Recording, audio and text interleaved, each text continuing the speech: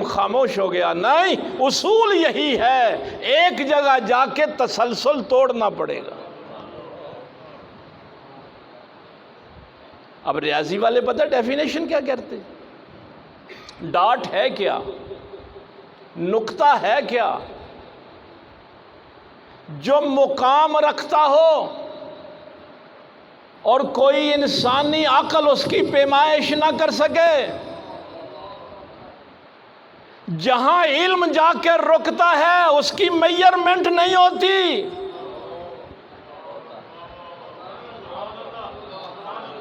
نقطے کی مقام ہے، یہ ماننا ہے کہ ڈاٹ ہے، لیکن اس کو میئر نہیں کر سکتے۔ یہ تمہاری عقل ہے، یہ تمہارا علم ہے۔ میرا اللہ فرماتا ہے وَمَا أَرْسَلْنَاكَ إِلَّا رَحْمَةً لِّلْعَالَمِينَ۔ اس نقطے کو قائم رہنے کے لیے بھی میرے نبی کی رحمت کی ضرورت ہے۔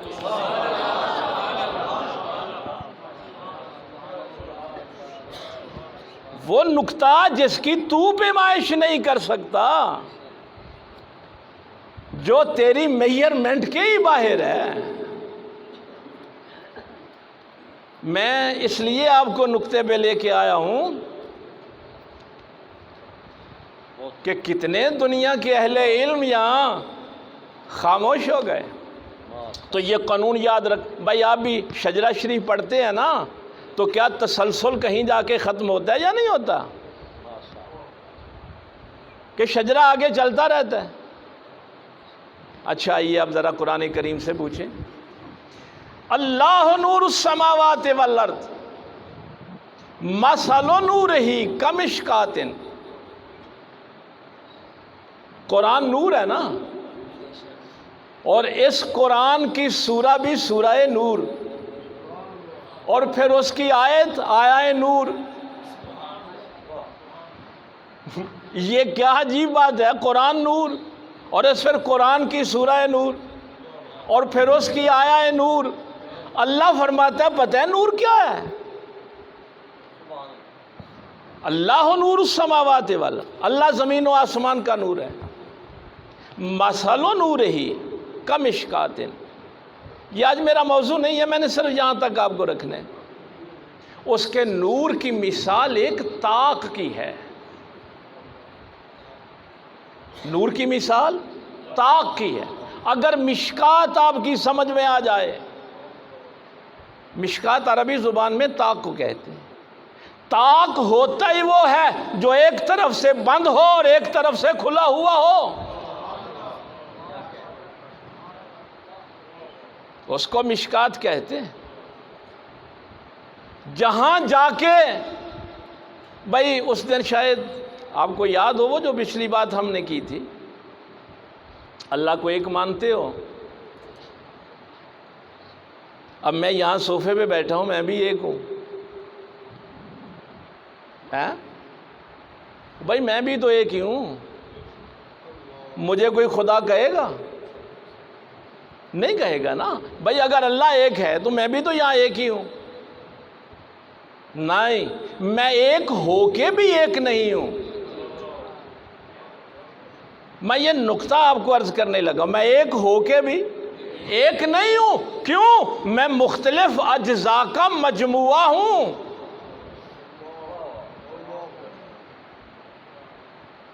کتنے خلیے ہیں میرے اندر، کتنے سیلز ہیں، ان کے اندر کتنی کائناتیں ہیں۔ جب وہ کہتا ہے نا قل هو اللہ احد، تو احد قابل تقسیم نہیں ہوتا۔ علامہ صاحب کو پتہ ہے احد مادہ ہے، مادے کی خصوصیت ہی یہی ہے کہ مادہ قابل تقسیم نہیں ہوتا۔ اسی لیے یہ جو عددی ایک ہے اس کو کبھی اللہ نہ کہنا۔ جس کے اجزاء ہو سکیں وہ اللہ نہیں ہوتا، اللہ احد ہے۔ وہ قابل تقسیم نہیں ہے۔ لیکن ہم ان کو کیا سمجھائیں کہ ہم آج کی رات بیٹھ کے اعلان کر رہے ہیں ہمارے پاک پیغمبر صلی اللہ علیہ وسلم پیدا ہوئے، ان کی ماں کا نام آمنہ ہے، ان کے باپ کا نام عبداللہ ہے، ان کے دادا کا نام عبد المطلب ہے، اور میرا اللہ لم یلد ولم یولد ہے۔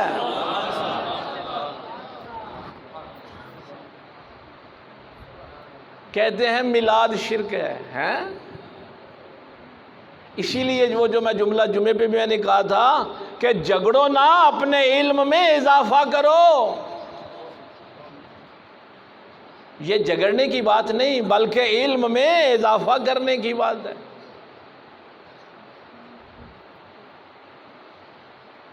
یہ جو کچھ ہمارے اندر سے بھی کچھ جاہل لوگ یہ بات کر دیتے کہ اللہ نے اپنے نور سے نبی کے نور کو پیدا کیا۔ ہمارے اسلاف کا، حضور مجدد الثانی رحمہ اللہ کا، اعلیٰ حضرت کا، شیخ عبداللہ مقدس دہلوی کا فتویٰ پتہ کیا ہے؟ جو یہ عقیدہ رکھے وہ بے ایمان ہے۔ جس نے یہ عقیدہ رکھا کہ اس کے ذاتی نور سے نبی کے نور کو، نہیں، اس کا نور تو قابل تقسیم ہے ہی نہیں، اس کے اجزاء نہیں ہیں، وہ قابل تقسیم نہیں۔ اگر تم اجزاء ثابت کرو گے تو ایمان جاتا رہے گا، ایمان ضائع ہو جائے گا۔ ہم 12 ربیع الاول کی رات کیا اعلان کر رہے ہیں کہ ہمارے نبی کے نور کو اللہ نے خلق کیا۔ خالق کا نور اور ہے، مخلوق کا نور اور ہے۔ یہ بحث اصل میں چھیڑی تھی ابن تیمیہ نے، لیکن مرشد کے بغیر پھر بندہ پھنس جاتا ہے۔ مرشد اسی لیے ہوتا ہے۔ ہائے ہائے ہائے، اس نے جب کن فیکون پہ گفتگو کی، بڑی مزیدار بحث ہے۔ کہنے لگا کن امر ہے، کن کیا ہے؟ امر ہے، ہو جا۔ امر کسی موجود کو کیا جاتا ہے، حکم کسی موجود کو کیا جاتا ہے۔ میں شکیل سے کہوں کہ چلا جا، پانی لے آ، اس کا مطلب ہے شکیل موجود ہے جس کو میں حکم دے رہا ہوں، اور اگر اس مسجد میں کوئی بھی نہ ہو تو میں کس کو کہوں گا پانی لے آؤ؟ ابن تیمیہ نے کہا کن امر ہے، ہو جا۔ جب کوئی موجود ہی نہیں تھا تو کس کو کن کہا؟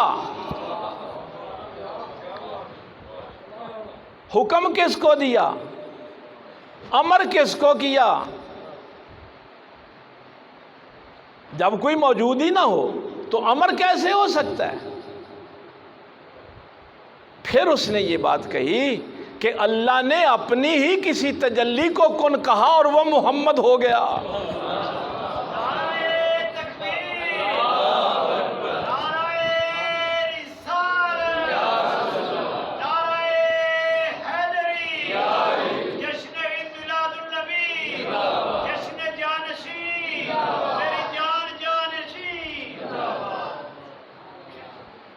کیا سمجھے ہیں؟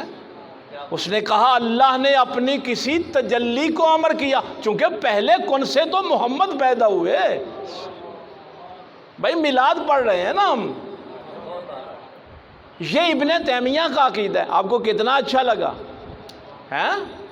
اس نے کہا اپنی تجلی کو اس نے کن کہا اور اس میں سے محمد پیدا ہو گئے۔ لیکن ہمارے نزدیک یہ عقیدہ غلط ہے۔ یہی تو مصیبت ہے۔ ابھی اگر میں خارجیوں کا توحید کا عقیدہ بتاؤں تو آپ کہیں گے یہ بڑا مزے کا ہے۔ 200 اونٹ بغداد شریف 11ویں شریف کے لیے بھی ابن تیمیہ پھر بھیجا کرتا تھا۔ میرے غوث پاک نے فرمایا تو نے قرآن نہیں پڑھا؟ الا لہ الخلق والامر، کن کے 2 درجے ہوتے ہیں۔ اللہ فرماتا ہے کہ ہم نے عالم امر بھی پیدا کیا، عالم خلق بھی پیدا کیا۔ ابن تیمیہ کو سمجھ نہیں ہے، یہ آپ بھی خوش ہو گئے کہ کتنی خوبصورت بات کی، لیکن مولا علی کے فرزند نے بتایا، حضور شیخ عبد القادر جیلانی نے بتایا، الا لہ الخلق والامر، کوئی بھی چیز پہلے خلق نہیں ہوتی، پہلے امر ہوتی ہے۔ اللہ نے عالم امر بھی پیدا کیا اور عالم خلق بھی پیدا کیا۔ یہ قرآن سنا رہا ہوں آپ کو۔ آپ بھی کوئی چیز، مثلا جس بندے نے یہ مائک بنایا ہے نا، تو یہ عالم خلق میں بعد میں آیا تھا، پہلے اس کے ذہن کے علم میں یہ صورت آئی تھی۔ اس مائک کی شکل کسی کے ذہن میں آئی تھی، پھر وہ اس زمین پہ موجود ہوا تھا۔ یہ فون پہلے کسی کے ذہن میں آیا تھا۔ اس کو ہم شریعت کی یا فقہ کی اصطلاح میں بالقوہ کہتے۔ پہلے کوئی چیز بالقوہ موجود ہوتی ہے، پھر وہ بالفعل موجود ہوتی ہے۔ اگر بالقوہ نہ ہو تو بالفعل نہیں ہوتی۔ کوئی بھی چیز اگر بالقوہ ہی نہ ہو تو وہ بالفعل ہو ہی نہیں سکتی۔ تو یہ اللہ تعالیٰ نے دونوں درجے رکھے ہوئے ہیں۔ پہلے چیز عالم امر میں ہوتی ہے، پھر عالم خلق میں ہوتی ہے۔ اور وہ اصول میں نے عرض کیا تھا نا، وہ شاید آپ کو پھر بھول جاتا ہے کہ اگر آپ اللہ کے نور کے اجزاء ثابت کریں گے تو پھر چیز پہلے نہیں ہوتی، پہلے اجزاء ہوتے ہیں، پھر چیز ہوتی ہے۔ پھر اللہ کی توحید برقرار نہیں رہ سکتی۔ پھر اجزاء پہلے ہوں گے نا، یہ اینٹیں، یہ سیمٹ، یہ سریا، یہ پہلے تھا نا، عمارت بعد میں بنی۔ پہلے اجزاء ہوتے، پھر اللہ پہلے نہیں ہو سکتا، پھر اللہ سے پہلے ان اجزاء کو ماننا پڑے گا۔ اس لیے میرا اللہ احد ہے، اس کے نور کے اجزاء نہیں ہیں۔ اور دوسری شک اس کی کیا ہے کہ جب جز کل سے جدا ہوتا ہے تو کل کو ناقص کر دیتا ہے۔ جز جب کل سے جدا ہوتا ہے، یہ میری انگلی ہے نا، یہ جز ہے میرے جسم کا، اگر یہ میرے جسم سے علیحدہ ہو جائے تو میرے ہاتھ کو ناقص کر دے گی۔ اگر کوئی یہ کہے کہ اللہ کے اس ذاتی نور کا جز ہے نبی پاک صلی اللہ علیہ وسلم، تو اس نے اللہ کے نور کو ناقص کر دیا۔ ہم نے توحید کو مذاق سمجھا ہے؟ ہم توحید بیان کرتے ہیں، ہمارے پیغمبر راضی ہوتے ہیں۔ جب میں نے پہلی دفعہ یہ ہمارے جو میتھ کے پروفیسر تھے ان سے یہ ڈیفینیشن اس پہ بات ہو رہی تھی کہ نقطے کا مقام ہوتا ہے، اس کی پیمائش نہیں ہو سکتی، تو میں نے کہا کہ اللہ کے پیارے رسول صلی اللہ علیہ وآلہ وسلم نے جناب مولا علی کرم اللہ وجہ الکریم نے کیا فرمایا کہ سارے قرآن کا علم سورہ فاتحہ میں، اور سورہ فاتحہ کا سارا علم بسم اللہ میں ہے، اور بسم اللہ کا سارا علم بسم اللہ کی با میں ہے، اور با کا سارا علم با کے نقطے میں ہے، اور پھر فرمایا انا نقطہ تو تحت الباء، اس با کے نیچے جو نقطہ ہے اس کو علی کہتے ہیں۔ جس پیغمبر کے غلام کی کوئی پیمائش نہ کر سکے، ہائے ہائے بھائی نقطہ وہی ہے نا، جس کی کوئی پیمائش نہ کر سکے، جس کے علم کی کوئی حد بیان نہ کر سکے، وہ شہر علم پہ بات کرے۔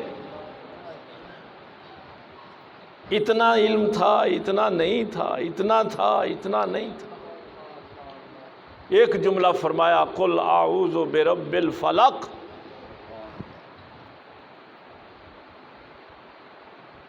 ایک دن ہر چیز نے کھلنا ہے، فلق ہر چیز نے کھلنا ہے ایک دن۔ میرے مولا علی سرکار کے سامنے وہ بندہ جو بیٹھا تھا، اس نے چھوٹا سا یہ مٹی کا ذرہ ایسے انگلی پہ لگا کے کہا علی یہ ذرہ بھی کسی دن پھٹے گا؟ آپ نے فرمایا یہ ذرہ جب پھٹے گا نا تو زمین کو برباد کر دے گا۔ اس نے کہا اتتکلم الغیب یا علی، علی تو غیب پہ کلام کرتا ہے؟ فرمایا نہیں، میرے محمد کریم نے بتایا۔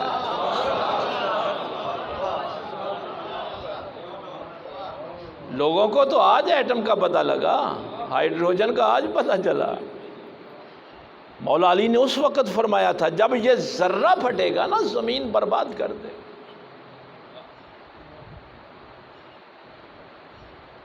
لیکن کیا آپ کو بتاؤں، یہ آج میرا موضوع نہیں، صرف اتنا سا میں عرض کر دوں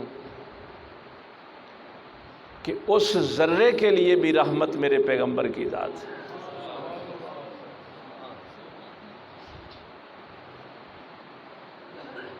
عربی زبان میں ہر لفظ جو ہوتا ہے نا وہ کسی وزن پہ ہوتا ہے۔ یہ بڑی عجیب بات میں آپ کو عرض کرنے لگا۔ عالم، فاعل، فاعل کے وزن پہ ہے نا عالم، صابر، شاکر، قاتل، عاشق۔ لیکن جب پیغمبر کی باری آئی تو فرمایا رحمت للعالمین، عالم نہیں کہا، عالم کہا۔ عالم نہیں کہا، عالم کہا۔ عالم اور عالم، اب کہیں گے کہ ہم تو فاعل کے وزن پہ ہی دیکھتے رہے۔ عالم کا معنی ہوتا ہے، اچھا اس کو میں دوسری آیت سے، ہاں وہ لالا کھول کو والا مرو دس دیتی اللہ ہو گئی، وہ کیا بات پھر انہوں نے کہی، عالم۔ اچھا نبی پاک کے متعلق قرآن کی دوسری آیت، ما کان محمد ابا احد من رجالکم ولکن رسول اللہ و خاتم النبی، خاتم نہیں خاتم، ادھر عالم نہیں عالم۔ ختم کا عربی زبان میں معنی ہوتا ہے مہر، اور خاتم جس کے ذریعے سے مہر لگائی جائے۔ آیت تو آپ نے کئی دفعہ سنی ہے نا، جب آپ کہتے ہیں خاتم النبیین تو وہ نبوت کو ختم کرنے والے نہیں ہیں، خاتم نہیں ہیں، خاتم ہے جس کے ذریعے سے نبوت ختم کی، اس کو خاتم کہتے، جس کے ذریعے سے نبوت کو ختم کیا۔ یہی بات حضور پہ نبوت کیوں ختم ہوئی؟ اس لیے کہ نبوت منحصر ہی ذات محمد صلی اللہ علیہ وسلم کے اندر، باقی تو 1,24,000 کم و بیش انبیاء کرام انوار و تجلیات ہیں اس نور محمد کے۔ اس لیے اول بھی وہی ہیں، آخر بھی وہی ہیں، جس کے اندر نبوت منحصر تھی۔ اب یہاں پہ جب عالم، علم رکھنے والا، صابر، صبر کرنے والا، شاکر، شکر کرنے والا، قاتل قتل کرنے والا، عالم جس کے ذریعے سے اللہ علم دے،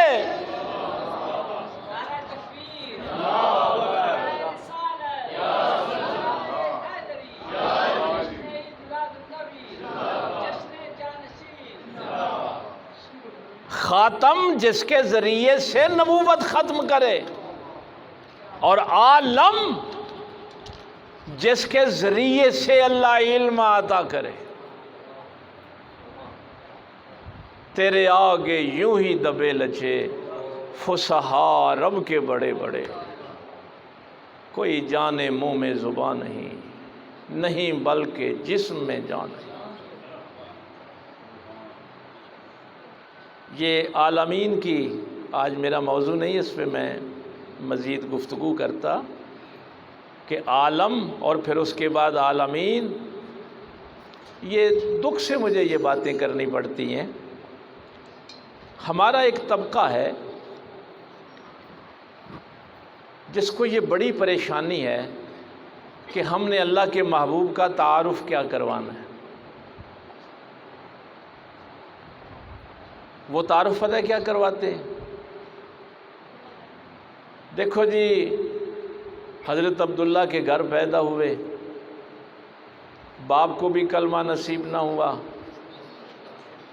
ماں کو بھی کلمہ نصیب نہ ہوا، دادا بھی کافر، اور کفر کے ماحول میں ہی بس پروان چڑھے۔ 2 سال پہلے یہ سعودیہ کا ایک بدبخت یوٹیوب پہ چلتا رہا، اس کا بعد میں انہوں نے ڈیلیٹ کیا۔ اس نے کہا جب تک یہ شراب کی حرمت والی آیت نہیں اتری تھی تو نبی پاک صلی اللہ علیہ وسلم بھی لوگوں کو شراب پیش کرتے تھے۔ اور پھر وہ بچہ ایک دن بڑا ہو گیا، جوان ہو گیا، غار حرا میں بیٹھا تھا تو جبریل آ گئے اور آ کے کہا اقرا، پڑھ، اور اس نے آگے سے کہا کہ میں تو پڑھنا جانتا ہی نہیں۔ یہ تعارف کروا رہے ہیں اپنے پیغمبر کو، اسی پہ سارا زور ہے کہ گھرانہ بھی سارا کافر تھا، کفر کے ماحول میں پروان چڑھے۔ اس سے بڑی بدبختی کوئی ہو سکتی ہے؟ کوئی شقی القلب اس سے بڑا کوئی ہو سکتا ہے؟ مثلا یہ بچے میرے سامنے بیٹھے ہیں، ان کو اگر عربی زبان نہ آتی ہو تو میں ان کو کوئی عربی کی کتاب دوں گا کہ یہ لو پڑھو؟ میں دوں گا کسی کو کتاب؟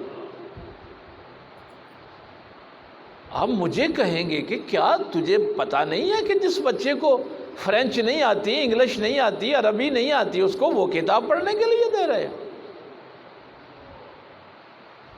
اور وہ حکیم، علیم، خبیر، اللہ حکیم ہے، اس نے وہی اس بندے کی طرف بھیج دی جو کہتا ہے کہ مجھے تو پڑھنا ہی نہیں آتا۔ تم نے اللہ کا بھی کیا چھوڑا؟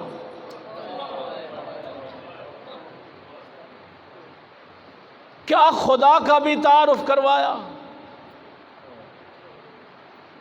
اب ایسی نبوت کو کون مانے؟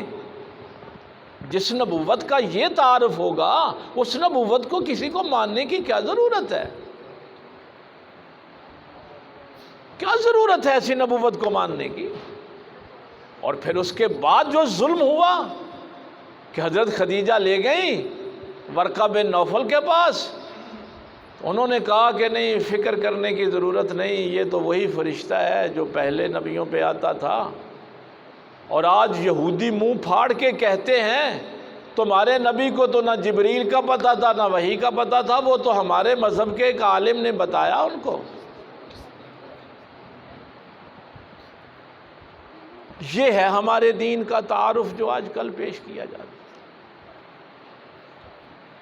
یعنی یہ بھی نہیں ہمیں سمجھ آتی کہ وہ یہودی عالم جو ہے اس کو تو پتہ ہے کہ یہ جبریل ہے، اور اللہ نے جس کی طرف وحی بھیجی اس کو نہیں پتا کہ یہ وحی ہے۔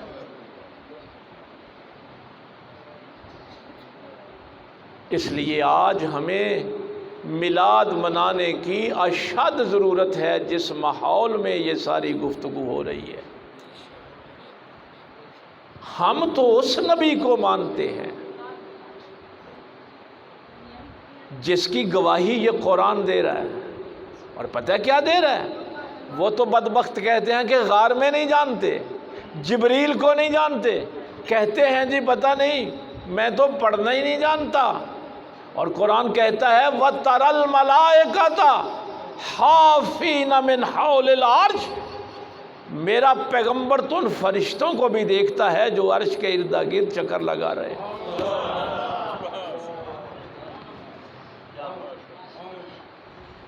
ہم تو اس نبی کو مانتے ہیں اور اس عرش پہ ہونے والی تسبیح کو میرا پیغمبر سنتا بھی۔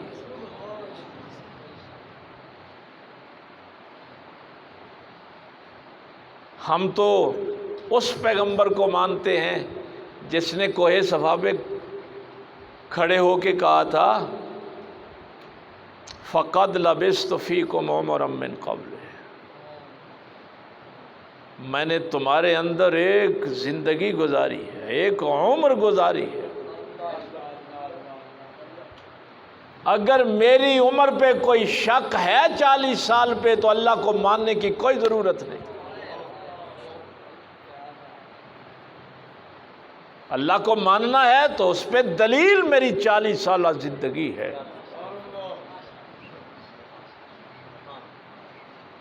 اور یار جس کے دشمن بھی ان کے سامنے بیٹھ کے کہیں قالوا وجدنا صادقا وامینا،